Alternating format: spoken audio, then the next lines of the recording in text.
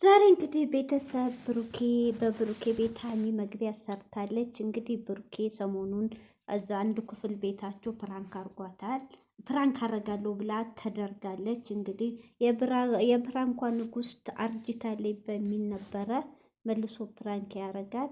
እንግዲህም ደግሞ ሀሚዬ ዛሬ ብድር እኔ ነኝ እያረጀሁት የብራንኳ ንጉስ አላረጀውም በሚል መታ ብሩኬን እንግዲህ አበጭጨዋለኝ።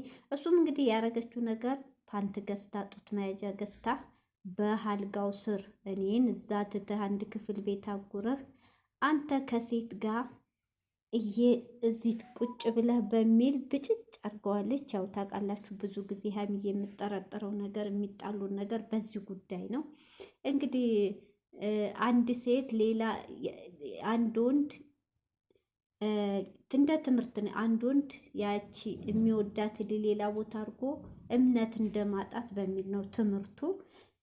እንግዲህ ብሩኬን ብጭጭ ብሏል። ለምን ነው እኔ የማታምኒው ምንድን ነው ምናምን በሚል በጣም ተናዶ ነበር። እንግዲህ የሀሚዬ እንግዲህ በእኔ ዛሬ እህቶቼ እኔ ራሱ ምን እንደሆንኩ ልንገራችሁ። ርዕሱን ሳየው ያስፈራ። ወይ እነዚህ ልጆች የሆነ ሳምንት ይዋደዳሉ፣ ሳምንት ይጣላሉ። እንደገና እዛች አንድ ክፍል ቤት ፍቅር በፍቅር ብቻ ነበሩ።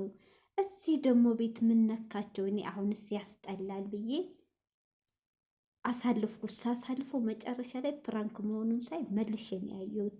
ወደ የሀሚን ታቋታላችሁ። የብራንኳ ንጉስ እኮ ናት።